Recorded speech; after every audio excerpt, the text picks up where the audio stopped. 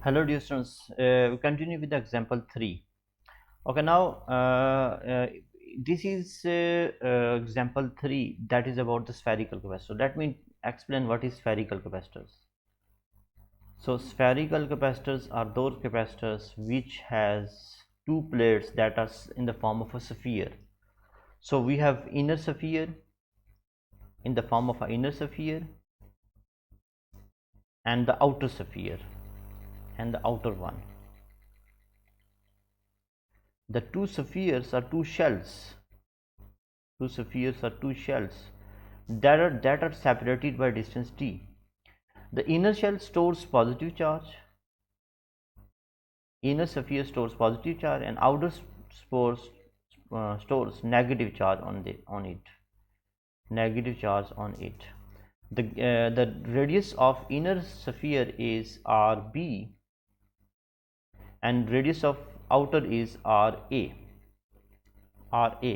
So this acts as a capacitor because the two plates, two spheres that are separated by distance d, the separation between these plates is d or del r, or you can say that Ra minus Rb. The separation is Ra minus Rb, that is equal to approximately equal to d. Okay. Now in example 3 we need to determine the capacitance of the two shells. Two shells mean the two spheres. Okay. So in order to find the capacitance, so step number 1, we need the charge. We just give the charge to positive and negative plates or positive and negative spheres, and then we find that there are three steps, simple three steps. First we give the charge on spheres, positive plus q and negative q. Secondly, we define electric field intensity E. We find E. Then thirdly, we find V by potential gradient formula. V is equal to E over D, or V is equal to E dot D, dl or dr integral. Okay, and then we find Q is equal to CV, or V is equal to Q by C. Q by V is equal, sorry, C is equal to Q over V. 1 minute. C is equal to Q over V. Capacitance C is equal to charge per unit voltage V. So first we find E. So E is because we know that if we use previous results from the Gauss's law. So the electric field intensity E is equal to K, or 1 over 4 pi epsilon naught Q over R square. So this is electric field intensity. Now we use V is equal to integral E dot dl. So A to B minus negative. Okay, now we put the value of intensity E in this formula. So put the value of E. V is equal to minus integral A to B. E value of E is 1 over 4 pi epsilon naught Q over R square. Okay, we first took the constant terms outside the integration. So V is equal to minus Q over 4 pi epsilon naught 1 over R square into dr. So dl can be replaced with the dr because we know that the distance here in this case is dr. Okay, now we took the integration of 1 over r square separately. So integration of 1 over r square is equal to integration of 1 over r square. We took the integration of 1 over r square into dr. Okay, so 1 over r square. So in order to solve this integration we use power rule, dr. Okay, so we use the power rule.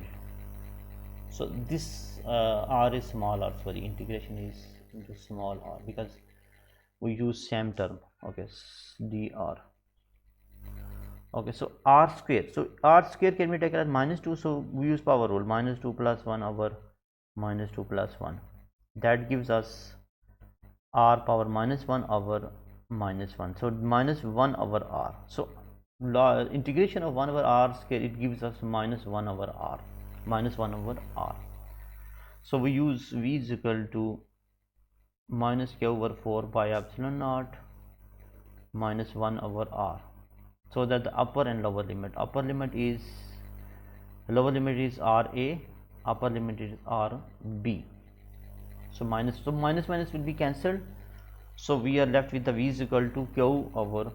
So we are left with the so we write here V is equal to 1 over 4 pi epsilon naught Q over Q divided by Q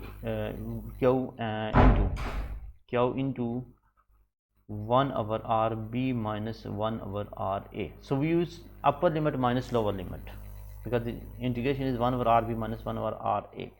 We use upper limit minus lower limit. This formula here RB minus RA, the above formula, sorry, here this formula we are here VBA is equal to Q over 4 by epsilon naught 1 over RB minus 1 over RA. Now we took LCM RA RB, so we give it gives us RA minus RB. Now we find C is equal to Q over V. We put the value of V in this equation. When we put the value V and we took the reciprocal of that, V all terms 4 pi epsilon naught RA RB over RA minus RB. So C is equal to, now from here C is equal to 4 pi epsilon naught RA RB over RA minus RB.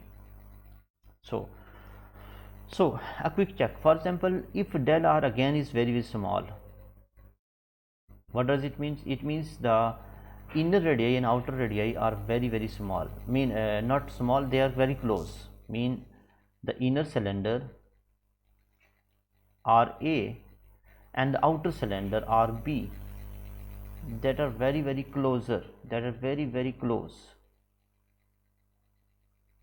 that are very close. There is a small gap between them. RA is approximately R equal to RB, or RA del R is very small. The distance between two cylinders, two spheres is very small. So if this distance between very small, so we can take RA minus RB, that is del R. So C is equal to 4 pi epsilon naught. RA RB are very close, so we can take R dot R divided by delta R. So this will give us C is equal to 4 pi epsilon naught R square over del R. And now finally when we solve this and we get C is equal to 4 pi R square into epsilon naught over delta R. So finally C is equal to area into epsilon naught over del R is taken as D, small gap.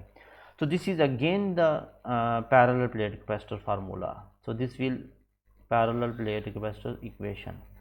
So it will reduce to the parallel plate capacitor equation. So if the gap between the sphere is very small, so that we just need the area and the separation area of the, because we know that if the gap between is very small, these two spheres is taken as a single sphere, we just need the area of that sphere and the separation, small separation between the spheres, so to get the capacitance, because they are very close. So that's why they will take, we just need the area of that sphere, because they are very close, so that it will look like a single particle, single sphere. Okay, thank you.